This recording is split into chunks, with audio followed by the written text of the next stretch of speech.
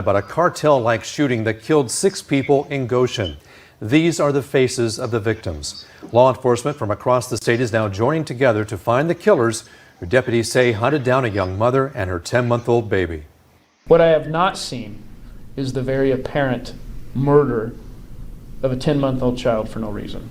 What I have not seen is the very clear assassination style to the head of a teenage mother.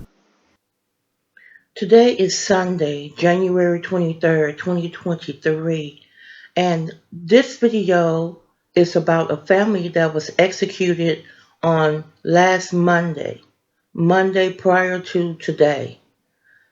If anyone have any information about who did this, if you've seen anything, please contact Crime Stoppers or the police department. It's sad that someone literally stood over a 16-year-old girl and her 10-month-old baby and shot them execution style in the head.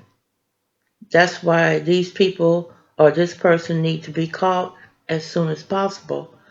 Yeah, that's right. Throughout the day, detectives have been walking in and out of the house here on Harvest Avenue where those murders happened. Tonight, the sheriff's office, along with federal agencies, offering a $10,000 reward to anybody who shares information that leads to an arrest in this case. I do want to warn you first, though, the details in this case are disturbing.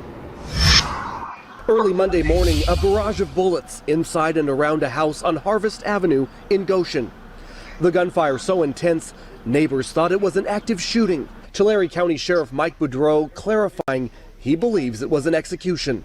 These people were clearly shot in the head, and they were also shot in places that the shooter would know that quick death would occur.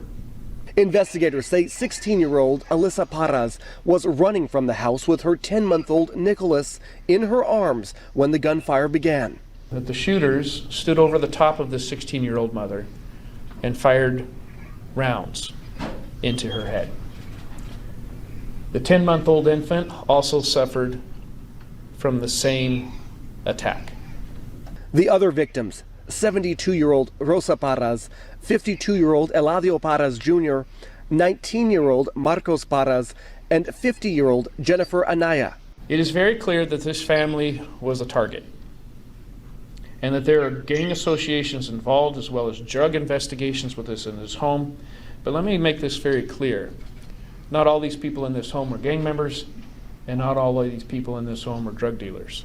He says it's unclear if the murders are related to a drug cartel, but says there is a cartel presence in the Central Valley, and detectives are working around the clock trying to piece together what happened. We will be slow, methodical, accurate, precise, and that we will make sure that when we make these arrests, that this investigation for the victims, these people will be held to justice.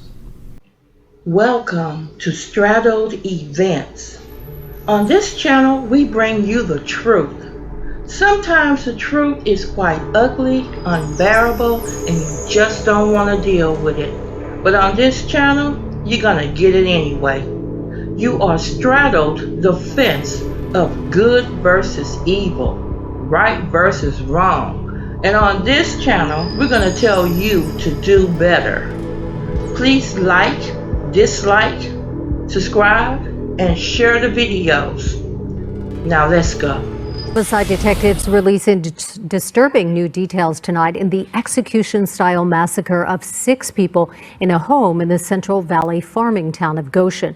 Those victims include a 16-year-old mother and her baby boy. KTLA's Mary Beth McDade has the latest on the investigation.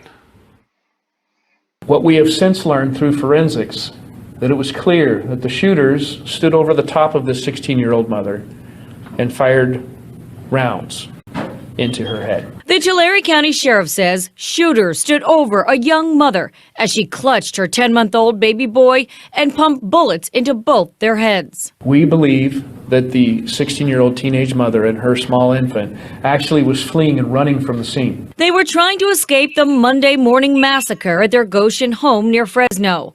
4 more family members were found gunned down inside the house, including a 72-year-old grandmother who had been sleeping in her bed. These people were clearly shot in the head, and they were also shot in places that the shooter would know that quick death would occur. A survivor hiding on the property and fearing they were going to be the next victim called 911. She believes somebody may be inside the house. She's in the trailer.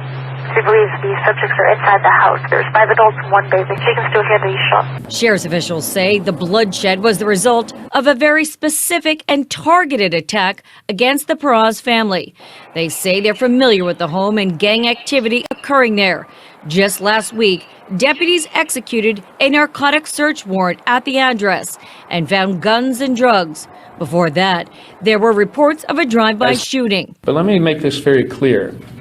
Not all these people in this home are gang members, and not all of these people in this home are drug dealers. A family friend says she can't believe what's happened. Who goes into a house and massacres a bunch of people?